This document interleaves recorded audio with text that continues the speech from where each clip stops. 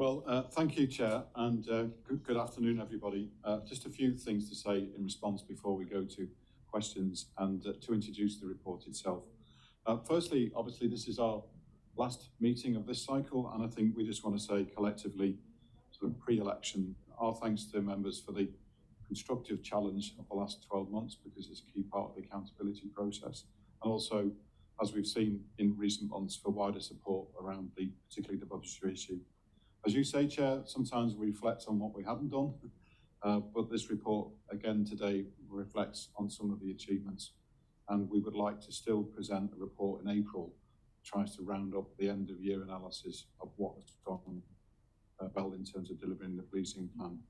The specifics of the spit and bite guard issue, clearly we have received both John's report, he's still here, he's moved, and also your letter.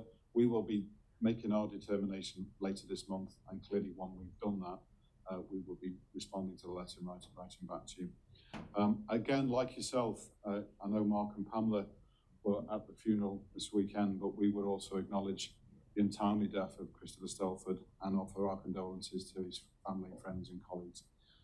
Looking ahead, as you say, we have Aldrina here for the first time, and Chris Todd starts next week as our new Assistant Chief Constable. And clearly, absolutely endorse your comments about Mark's retirement as Chair of the Federation. Certainly, personally, I'll miss his counsel and his pragmatism. There's a process in place now to elect a new Chair. In the report today, the key strategic issue remains the budget. We have done a lot of work behind the scenes to try and assess different scenarios, ameliorate some of the impact. I know there might be some sort of fast-time developments about additional monies that may be available, but at the moment, if the position doesn't change, our assessment is by the time we next meet, the public is likely to see some alterations to level of service, timeliness, etc., as the effect of less officers does begin to bite over the summer.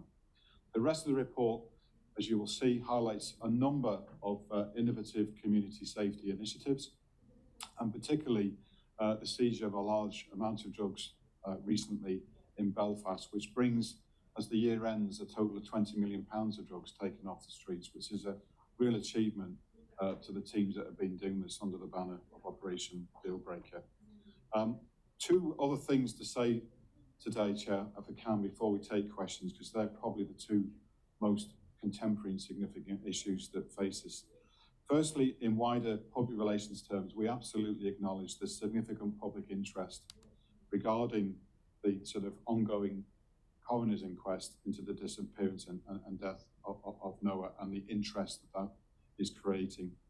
I know this is a difficult issue, and we may be not getting our message across, but I want to reassure members, and indeed the wider public, we're just not seeking to withhold any relevant information from the coroner, and indeed Fiona. I know she resolutely wants to champion and seek answers to her son and who wouldn't, and I've only very recently offered to meet Fiona myself to try and see if I can give a further reassurance under the banner of the coronial process.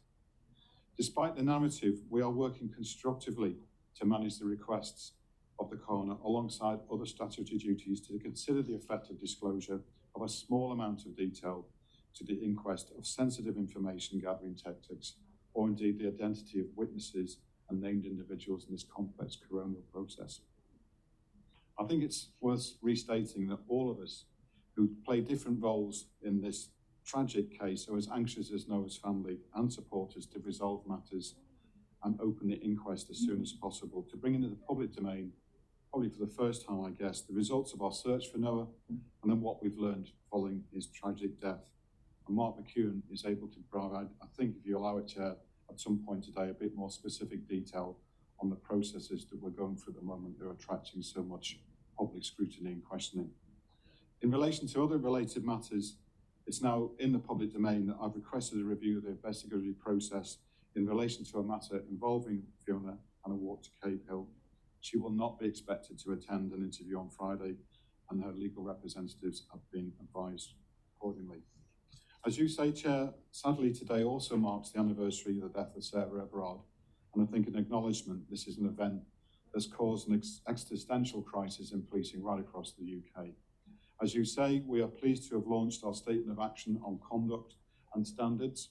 in relation to the abuse of power and trust that the public places in us, and it also sets the tone for building a safe and inclusive working environment. And I think that has been made available to members this morning. It's been sent to every members of staff in the organisation at the start of the week, and there'll be further work over the next few weeks to reinforce the detail of the message. Clearly, my job as Chief Constable, working with the senior team and leaders across the organisation and beyond, is to set the culture for people to thrive and give it their best. It strikes me that pride in the job is always a key sentiment to reinforce, despite the scrutiny on inappropriate police officer behaviour across the country. But where we have to set standards, we have and we will. And sometimes that means making decisions that will not always be popular, given the purpose of the police conduct regime, which is sometimes, I think, misunderstood. As leaders, we also need to challenge and realise that what we walk past or turn a blind eye to is the thing that sets the tone, and that's a message I keep repeating.